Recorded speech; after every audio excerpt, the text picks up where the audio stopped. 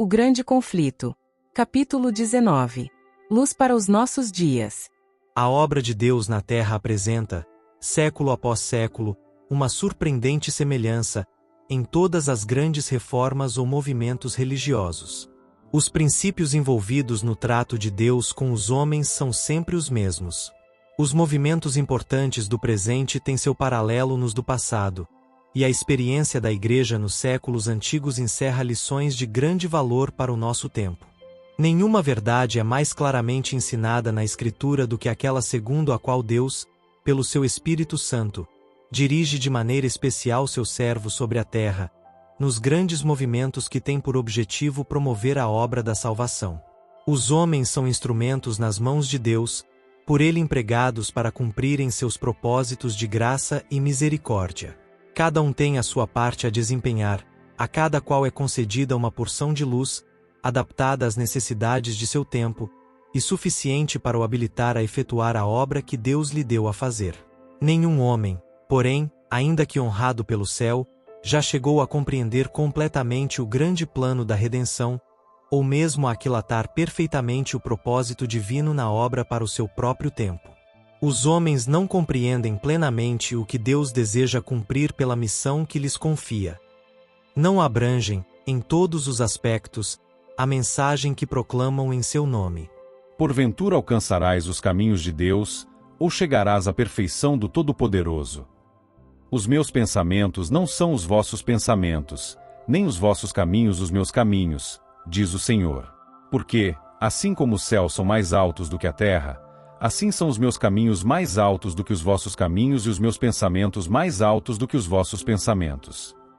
Eu sou Deus, e não há outro Deus, não há outro semelhante a mim, que anuncie o fim desde o princípio, e desde a antiguidade as coisas que ainda não aconteceram.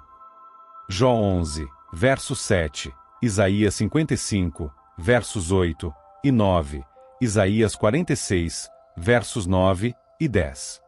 Mesmo os profetas que eram favorecidos com iluminação especial do Espírito, não compreendiam plenamente a significação das revelações a eles confiadas. O sentido deveria ser desvendado de século em século, à medida que o povo de Deus necessitasse das instruções nelas contidas. Pedro, escrevendo acerca da salvação trazida à luz pelo Evangelho, diz: Da qual salvação inquiriram e trataram diligentemente os profetas que profetizaram da graça que vos foi dada, indagando que tempo ou que ocasião de tempo o Espírito de Cristo, que estava neles, indicava, anteriormente testificando os sofrimentos que a Cristo haviam de vir e a glória que se lhes havia de seguir, aos quais foi revelado que, não para si mesmos, mas para nós, eles ministravam. 1 Pedro 1, versos 10 a 12. Entretanto, ao mesmo tempo em que não era dado aos profetas compreender completamente as coisas que lhes eram reveladas, buscavam fervorosamente obter toda a luz que Deus fora servido tornar manifesta. Inquiriram e trataram diligentemente, indagando que tempo ou que ocasião de tempo o Espírito de Cristo, que estava neles, indicava. Que lição para o povo de Deus na era cristã, para o benefício do qual foram dadas aos seus servos estas profecias, aos quais foi revelado que não para si mesmos, mas para nós, eles ministravam. Considerai como os santos homens de Deus inquiriram e trataram diligentemente, com respeito a revelações que lhes foram dadas para gerações ainda não nascidas. Comparai seu santo zelo com a descuidada indiferença com que os favorecidos dos últimos séculos tratam este dom do céu. Que exprobração aquela indiferença comodista e mundana, que se contenta em declarar que as profecias não podem ser compreendidas. Posto que a mente finita do homem não seja apta a penetrar nos conselhos do Ser Infinito, ou compreender completamente a realização de seus propósitos, muitas vezes é por causa de algum erro ou negligência de sua parte que tão palidamente entendem as mensagens do céu. Com frequência, a mente do povo, e mesmo dos servos de Deus, se acha tão cegada pelas opiniões humanas, as tradições e falsos ensinos, que apenas pode parcialmente apreender as grandes coisas que ele revelou em sua palavra. Assim foi com os discípulos de Cristo, mesmo quando o Salvador estava com eles em pessoa. Seu espírito se havia imbuído da ideia popular acerca do Messias como príncipe terreno, que exaltaria Israel ao trono do domínio universal, e não compreendiam o sentido de suas palavras predizendo seus sofrimentos e morte.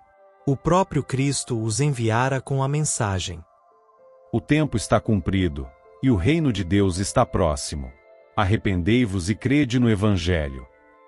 Marcos 1, verso 15. Aquela mensagem era baseada na profecia de Daniel 9.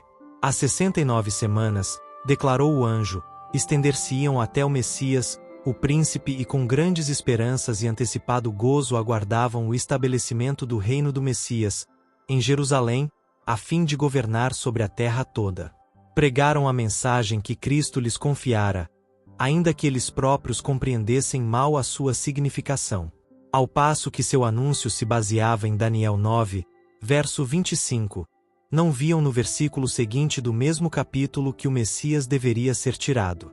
Desde o nascimento haviam fixado o coração na antecipada glória de um império terrestre, e isto lhes cegava igualmente a compreensão das especificações da profecia e das palavras de Cristo. Cumpriram seu dever apresentando à nação judaica o convite de misericórdia, e então, no mesmo tempo em que esperavam ver o Senhor ascender ao trono de Davi, viram-no ser agarrado como malfeitor, açoitado, escarnecido, condenado e suspenso à cruz do Calvário. Que desespero e angústia oprimia o coração dos discípulos durante os dias em que seu Senhor dormia no túmulo. Cristo viera no tempo exato, e da maneira predita na profecia. O testemunho das Escrituras fora cumprido em todos os detalhes de seu ministério. Pregara ele a mensagem da salvação, e sua palavra era com autoridade. O coração de seus ouvintes havia testemunhado ser ela do céu. A palavra e o Espírito de Deus atestavam a missão divina do Filho. Os discípulos ainda se apegavam com imperecível afeição ao Mestre amado. E, não obstante, traziam o espírito envolto em incerteza e dúvida. Em sua angústia não se lembravam então das palavras de Cristo que de antemão indicavam seu sofrimento e morte. Se Jesus de Nazaré fosse o verdadeiro Messias, teriam eles sido assim imersos em pesar e decepção? Esta era a pergunta que lhes torturava a alma enquanto o Salvador jazia no sepulcro, durante as desesperadoras horas daquele sábado, que mediou entre sua morte e sua ressurreição. Conquanto a noite de tristeza caísse tenebrosa em redor dos seguidores de Jesus, não foram eles, contudo, esquecidos. Diz o profeta: Se morar nas trevas, o Senhor será a minha luz. Ele me trará a luz, e eu verei a sua justiça. Nem ainda as trevas me escondem de ti, mas a noite resplandece como o dia, as trevas e a luz são para ti a mesma coisa. Deus falou. Aos justos nasce luz nas trevas. E guiarei os cegos por um caminho que nunca conheceram, falo-sei caminhar por veredas que não conheceram, tornarei as trevas em luz perante eles, e as coisas tortas farei direitas. Estas coisas lhes farei, e nunca os desampararei. Miqueias 7, versos 8 e 9, Salmo 139, verso 12, Salmo 112, verso 4, Isaías 42, verso 16. O que os discípulos haviam anunciado em nome do Senhor era correto em todos os pormenores, e os acontecimentos preditos estavam mesmo então a ocorrer. O tempo está cumprido, o reino de Deus está próximo, havia sido a sua mensagem. A terminação do tempo, as 69 semanas de Daniel 9, as quais se deveriam estender até ao Messias, o ungido, Cristo recebera a unção do Espírito, depois de batizado por João, no Jordão. E o reino de Deus, que eles declararam estar próximo, foi estabelecido pela morte de Cristo. Este reino não era, como eles haviam sido ensinados a crer, um domínio terrestre. Tampouco devia ser confundido com o reino futuro, imortal que será estabelecido quando o reino, o domínio e a majestade dos reinos debaixo de todo o céu serão dados ao povo dos santos do Altíssimo. Reino eterno, no qual todos os domínios o servirão e lhe obedecerão. Daniel 7, verso 27. Conforme é usada na Bíblia, a expressão reino de Deus designa tanto o reino da graça como o de glória. O primeiro é apresentado por Paulo na Epístola aos Hebreus. Depois de apontar para Cristo, o compassivo intercessor que pode compadecer-se de nossas fraquezas, diz o apóstolo. Cheguemos, pois, com confiança ao trono da graça, para que possamos alcançar misericórdia e achar graça. Hebreus 4, verso 16. O trono da graça representa o reino da graça, pois a existência de um trono implica a de um reino. Em muitas parábolas Cristo usa a expressão o reino dos céus, para designar a obra da graça divina no coração dos homens. Assim, o trono de glória representa o reino de glória, e a este reino fazem referência as palavras do Salvador. Quando o Filho do Homem vier em sua glória, e todos os santos anjos com ele, então se assentará no trono de sua glória, e todas as nações serão reunidas diante dele. Mateus 25, versos 31 e 32. Este reino está ainda no futuro. Não será estabelecido antes do segundo advento de Cristo. O reino da graça foi instituído imediatamente depois da queda do homem, quando fora concebido um plano para a redenção da raça culpada. Existiu ele então no propósito de Deus e pela sua promessa, e mediante a fé os homens podiam tornar-se súditos seus. Contudo, não foi efetivamente estabelecido antes da morte de Cristo. Mesmo depois de entrar para o seu ministério terrestre, o Salvador, cansado pela obstinação e ingratidão dos homens, poderia ter se recusado ao sacrifício do Calvário. No Getsêmani, a taça de amarguras tremia-lhe na mão. Ele poderia naquele momento ter enxugado o suor de sangue da fronte, abandonando a raça criminosa para que perecesse em sua iniquidade. Houvesse ele feito isto, e não teria havido redenção para o homem caído. Quando, porém, o Salvador rendeu a vida, e em seu último alento clamou: "Está consumado", assegurou-se naquele instante o cumprimento do plano da redenção. Ratificou-se a promessa de libertamento, feita no Éden, ao casal pecador. O reino da graça, que antes existira pela promessa de Deus, foi então estabelecido. Destarte, a morte de Cristo, o próprio acontecimento que os discípulos encararam como a destruição final de suas esperanças, foi o que as confirmou para sempre. Conquanto lhes houvesse acarretado cruel decepção, foi a prova máxima de que sua crença era correta. O acontecimento que os enchera de pranto e desespero, foi o que abrira a porta da esperança a todo filho de Adão, e no qual se centralizava a vida futura e a felicidade eterna de todos os fiéis de Deus, de todos os séculos. Estavam a cumprir-se os desígnios da misericórdia infinita, mesmo por meio do desapontamento dos discípulos. Se bem que o coração deles tivesse sido ganho pela graça divina e pelo poder do ensino daquele que falou como homem algum jamais falara, todavia, de mistura com o ouro puro do amor para com Jesus, achava-se a liga vil do orgulho humano e das ambições egoístas. Mesmo na sala da Páscoa, na hora solene em que o Mestre já estava a entrar na sombra do Getsêmani, houve entre eles contenda, sobre qual deles parecia ser o maior. Lucas 22, verso 24. Nada mais viam senão o trono, a coroa e a glória, enquanto precisamente diante deles se achavam a ignomínia e agonia do jardim, do tribunal, da cruz do Calvário. O orgulho no coração e a sede de glória mundana é que os levou a apegar-se tão tenazmente ao falso ensino de seu tempo, e deixar despercebidas as palavras do Salvador que mostravam a verdadeira natureza de seu reino e apontavam para a sua agonia e morte.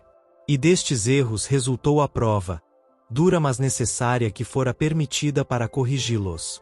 Embora os discípulos houvessem compreendido mal o sentido de sua mensagem, e vissem frustradas suas esperanças, tinham contudo pregado a advertência a eles dada por Deus, e o Senhor lhes recompensaria a fé e honraria a obediência. A eles fora confiada a obra de anunciar a todas as nações o evangelho glorioso do Senhor ressuscitado. A fim de prepará-los para essa obra, fora permitida a experiência que lhes pareceu tão amarga. Depois de sua ressurreição, Jesus apareceu a seus discípulos no caminho para Emaús, e, começando por Moisés e por todos os profetas, explicava-lhes o que dele se achava em todas as Escrituras. Lucas 24, verso 27. Comoveu-se o coração dos discípulos. Avivou-se-lhes a fé.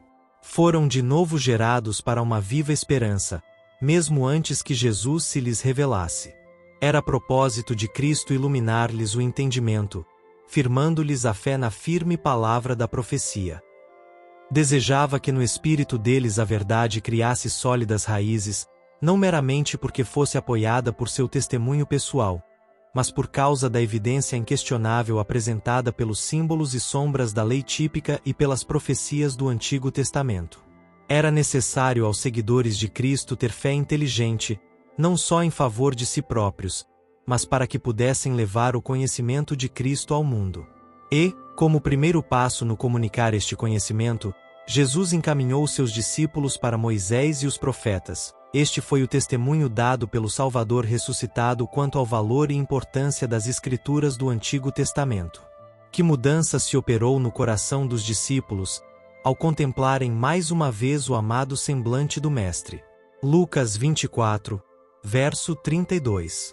Em sentido mais completo e perfeito do que nunca, haviam achado aquele de quem Moisés escreveu na lei e os profetas. A incerteza, a angústia e o desespero deram lugar à segurança perfeita e esclarecida fé. Não admira que, depois de sua ascensão, estivessem sempre no templo, louvando e bendizendo a Deus. O povo, sabendo apenas da morte ignominiosa do Salvador, procurava ver no rosto deles a expressão de tristeza, confusão e derrota, viam, porém, ali, alegria e triunfo. Que preparo receberam estes discípulos para a obra que se achava diante deles. Tinham passado pela mais severa prova que lhes era possível experimentar, e visto como a palavra de Deus se cumprira triunfantemente, quando, segundo a visão humana, tudo se achava perdido. Que poderia, dali em diante, intimidar-lhes a fé ou arrefecer-lhes o ardoroso amor? Na mais aguda tristeza tinham firme consolação, e uma esperança que era como âncora da alma segura e firme. Hebreus 6, versos 18 e 19. Haviam sido testemunhas da sabedoria e poder de Deus e estavam certos de que, nem a morte, nem a vida, nem os anjos, nem os principados, nem as potestades, nem o presente, nem o porvir, nem a altura, nem a profundidade, nem alguma outra criatura, seria capaz de os separar do amor de Deus, que está em Cristo Jesus nosso Senhor. Em todas estas coisas, disseram eles, somos mais do que vencedores, por aquele que nos amou. Romanos 8, versos 38, 39 e 37. A palavra do Senhor permanece para sempre. 1 Pedro 1, verso 25. E quem os condenará? Pois é Cristo quem morreu, ou antes quem ressuscitou dentre os mortos, o qual está à direita de Deus, e também intercede por nós. Romanos 8, verso 34. Diz o Senhor: O meu povo não será envergonhado para sempre. Joel 2, verso 26. O choro pode durar uma noite, mas a alegria vem pela manhã. Salmos 30, verso 5.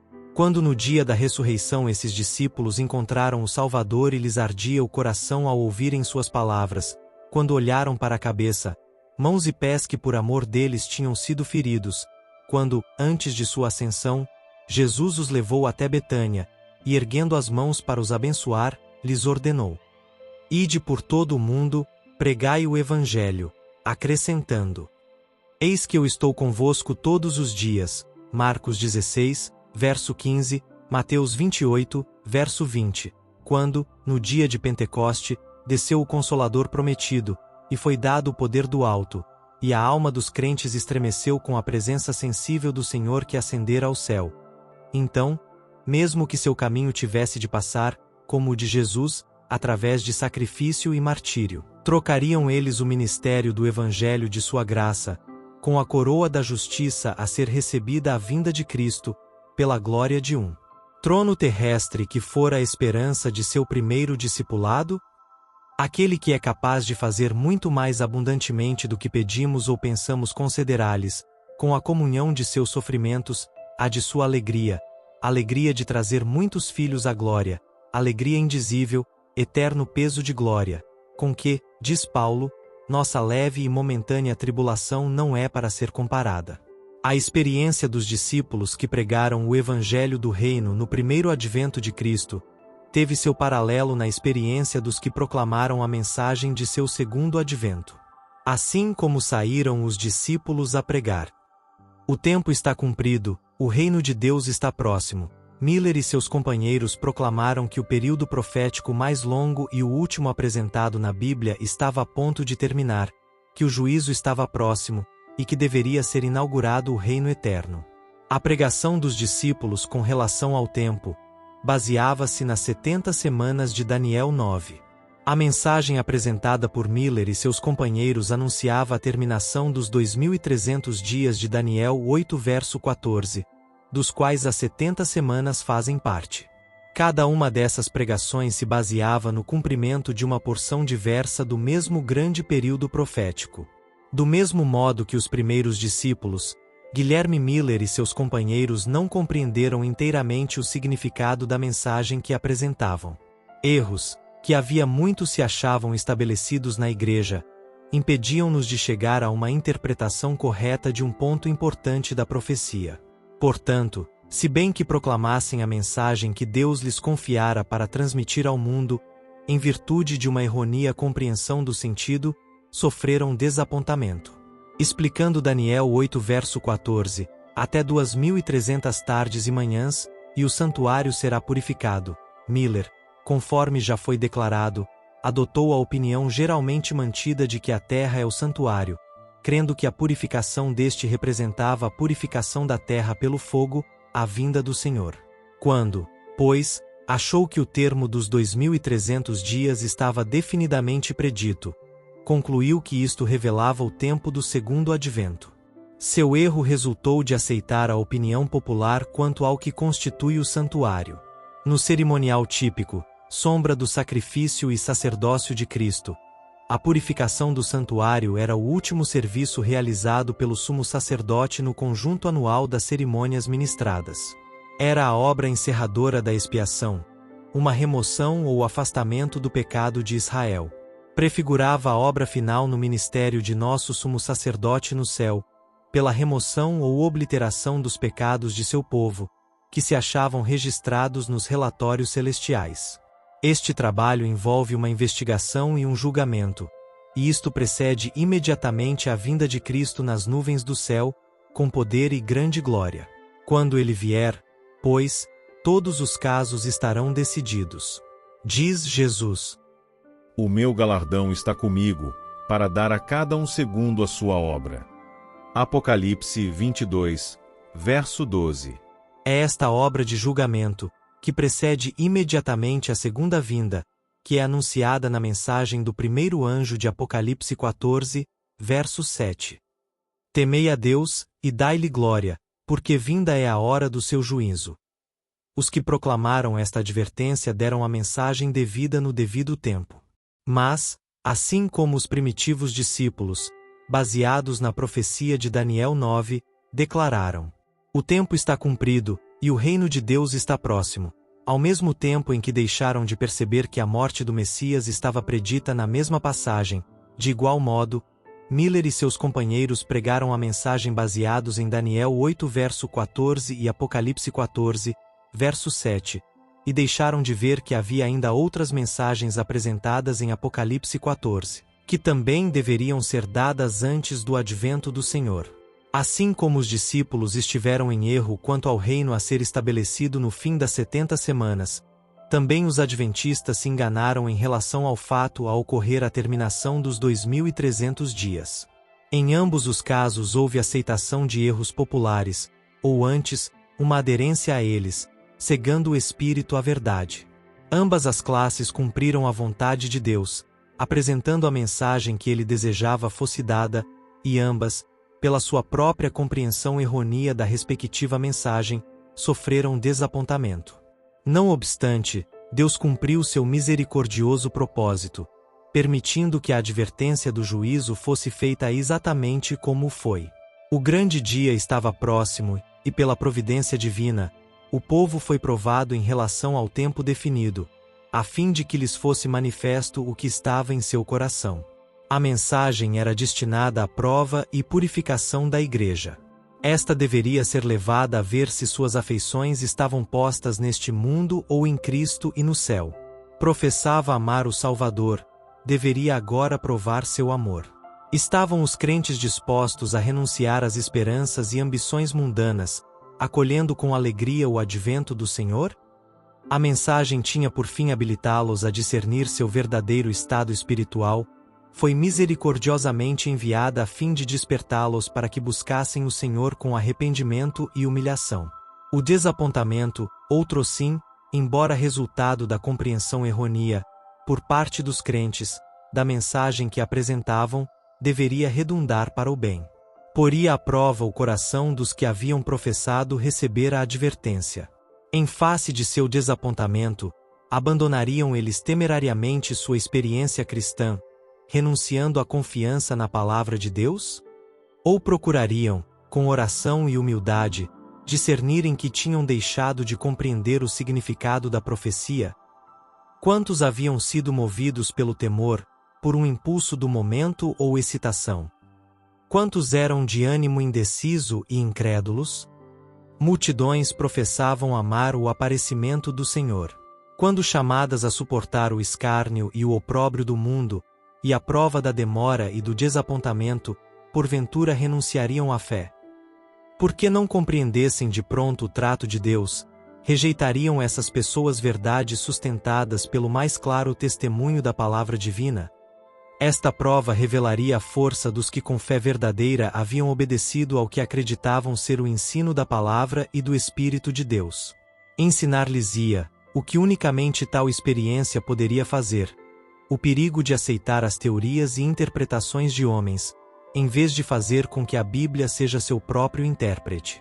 Aos filhos da fé, a perplexidade e tristeza resultantes de seu erro operariam a necessária correção. Seriam levados a um estudo mais acurado da palavra profética, seriam ensinados a examinar mais cuidadosamente o fundamento de sua fé, e rejeitar tudo que, conquanto amplamente aceito pelo cristianismo, não estivesse fundamentado nas escrituras da verdade. Para estes crentes, assim como para os primeiros discípulos, o que na hora da provação lhes parecia obscuro à inteligência, mais tarde se faria claro. Quando vissem o fim do Senhor, Tiago 5, verso 11, saberiam que, apesar da provação resultante de seus erros, os divinos propósitos de amor para com eles estiveram continuamente a cumprir-se. Aprenderiam por uma bendita experiência que Ele é muito misericordioso e piedoso, que todos os seus caminhos são misericórdia e verdade para aqueles que guardam o seu concerto e os seus testemunhos.